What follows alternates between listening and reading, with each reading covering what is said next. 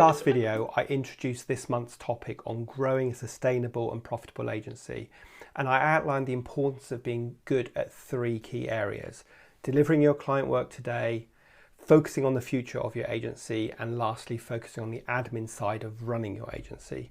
Today, I want to dig a little bit deeper into those three areas. So the first area is perhaps the bit that we all get, because when we start our own business, we are obviously, or perhaps hopefully, already good at doing this, and that is delivering excellent client work for the customers that you currently have on your books. I call this revenue or money today. And as I said, it's perhaps the easiest one to understand. After all, we started our own agency because we were good at doing this.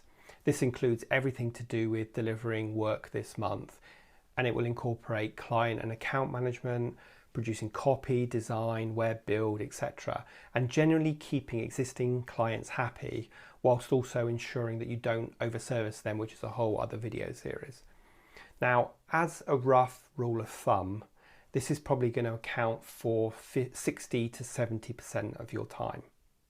The second area that is equally important is to allocate enough time to focus on the future of your agency. Let's call this one strategy or money tomorrow. And it can easily be overlooked when you're super busy delivering client work. Strategy includes everything that you will do to get new clients in the future. So that will include marketing, business development, networking, going to pitches, writing proposals, and so on. As a rough rule of thumb, this is probably going to account for 25 to 35% of your time. The third vital area to focus on is to be great at running your business. We will call this one admin, and usually it is a cost to your agency. It's the lifeblood that keeps your business going. Now, whilst this area can be quite tedious for entrepreneurs, it is nevertheless vital that you allocate enough time to focus on the admin part of running your business. This will include finance, invoicing, credit control, HR, paperwork, filing, and so on. Now, you'll want to delegate or automate as much of this area as you possibly can, but as a rough rule of thumb, this should account for no more than 10% of your time in this area. So let's just look at a few scenarios now as to what will happen if you get those percentage splits wrong.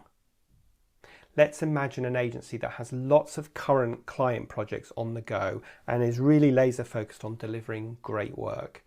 They're going to be super busy in the short term. They're going to have good cash flow in the bank. But what happens when these projects finish?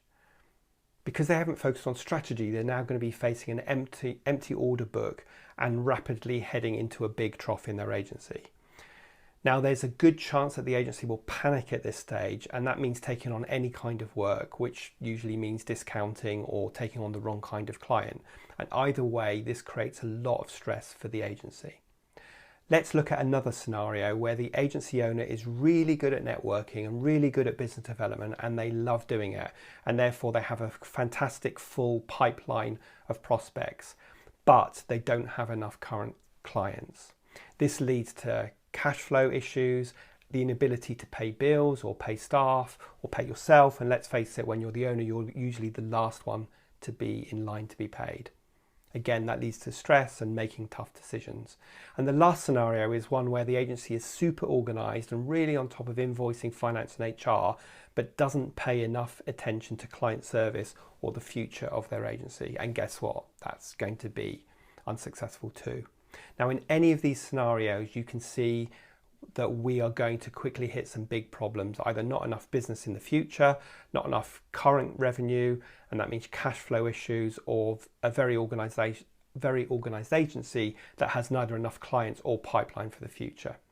Let's face it, we need to avoid all these scenarios, yet no doubt you may well be able to relate to some of them, as I can, and all of them are pretty painful, and emphasize the need to get the percentage split of your time across revenue, strategy and admin right, so that you avoid these peaks and troughs that so many agencies fall into. So it's clear that if we want to be successful at running and growing our agency, we need to be really disciplined about how we allocate our time. Over time, you may well be able to outsource or delegate some aspects of revenue, strategy or admin, but I'm a firm believer that the agency owner is usually the best person to be selling the agency to future potential clients, and I'm not convinced that that is an area that you can ever effectively outsource. In the next video, I'm going to outline the 5 traits that every successful entrepreneur needs to master.